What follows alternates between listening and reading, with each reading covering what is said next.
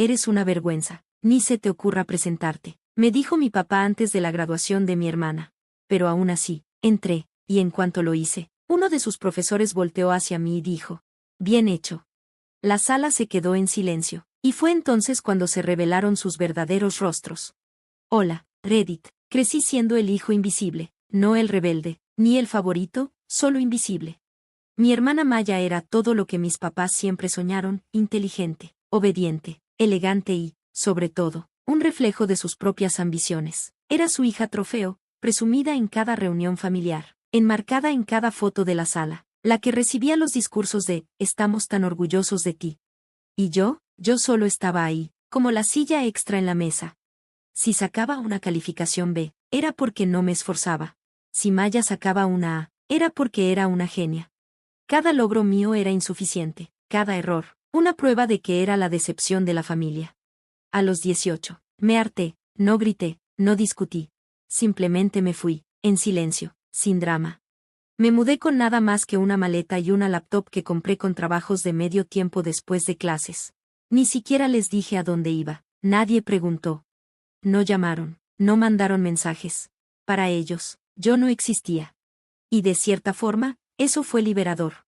Me dio la oportunidad de vivir sin el peso constante de sentirme menos.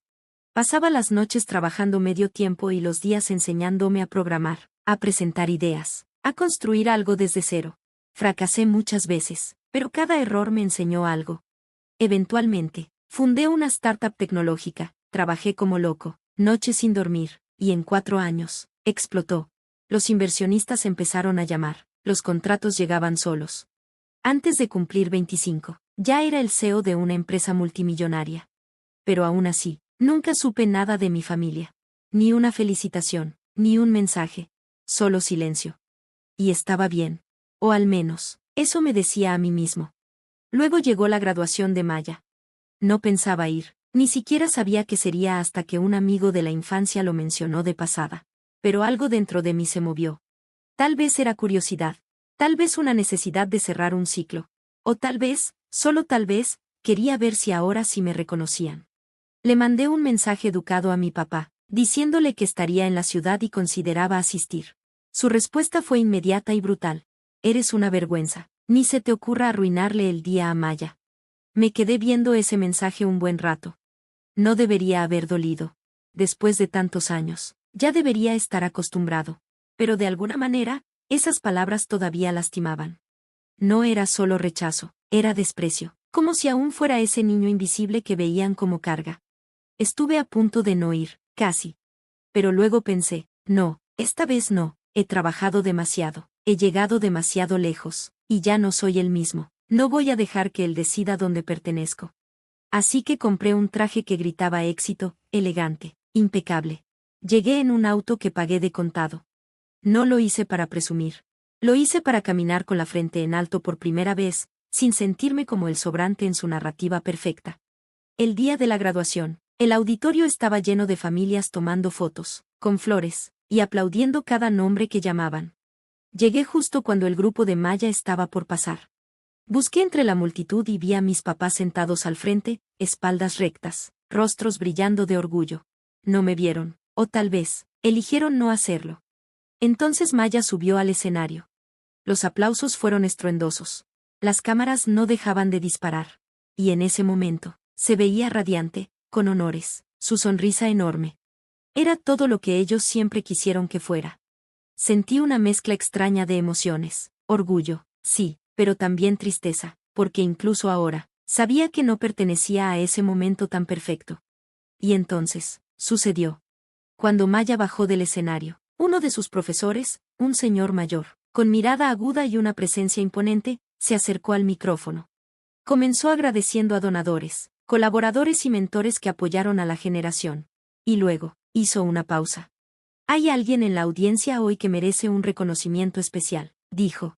Un hombre que representa lo que significa la resiliencia, la innovación y el liderazgo, un exalumno de esta universidad, emprendedor hecho a sí mismo, y patrocinador silencioso de varias becas tecnológicas, incluyendo la que permitió que Maya completara su último año.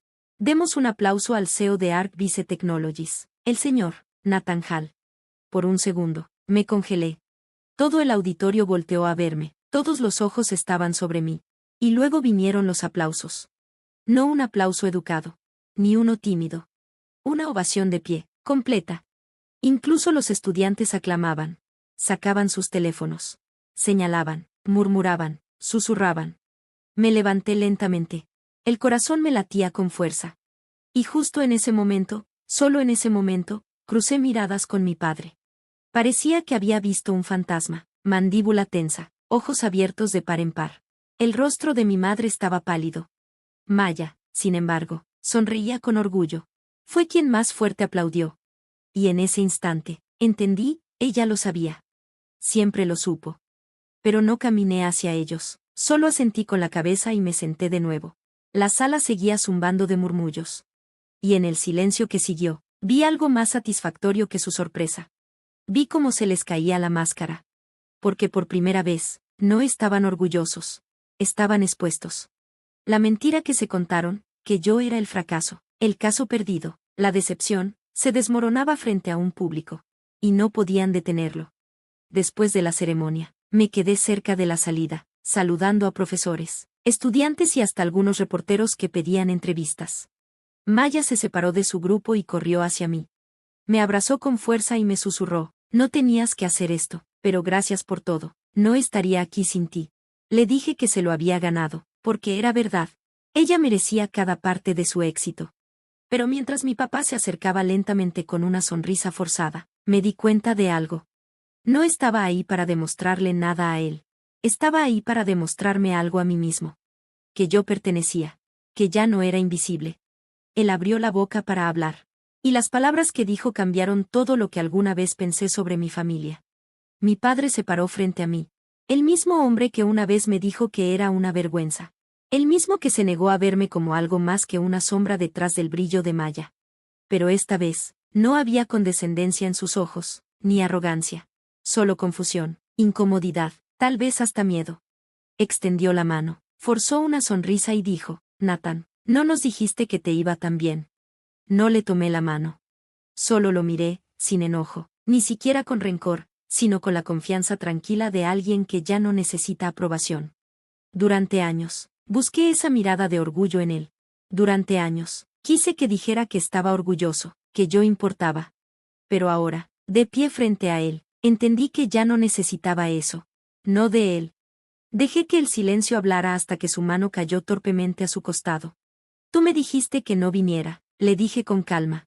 Así que asumí que mi éxito no importaba. Su rostro se contrajo, como si quisiera justificarse, pero no salieron las palabras.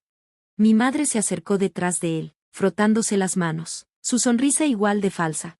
Rápido intervino, tienes que entender, Nathan, solo queríamos que todo saliera perfecto para Maya. Distraído.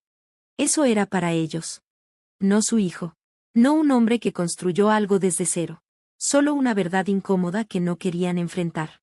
Antes de que pudiera responder, Maya se acercó, se paró entre nosotros y me rodeó con el brazo. No, mamá, no, papá, no querían que estuviera aquí porque les daba vergüenza, porque no creían en él, pero, ¿qué creen? Él es quien hizo posible que yo me graduara, no ustedes, no sus críticas, no su presión. Nathan creyó en mí cuando estuve a punto de dejar todo. Él pagó mi colegiatura en secreto cuando ustedes dijeron que el presupuesto familiar no daba más, y no pidió nada a cambio, ni un gracias, ni un lugar en la mesa, solo dio, y los dejó con su orgullo. Las palabras retumbaron como un trueno. Mis papás se quedaron congelados, como si los hubieran desenmascarado en público. Y de cierta forma, así fue. Algunos invitados cercanos escucharon, había murmullos, miradas de reojo. Incluso algunos amigos de Maya miraban con desaprobación a los que pensaban eran padres orgullosos y solidarios. Ese fue el momento en que cambió la dinámica, no solo ante los demás, sino dentro de ellos. Por primera vez en su vida, eran ellos los que tenían que justificarse. Mi papá habló de nuevo, pero esta vez, su voz no tenía la dureza que siempre me intimidó.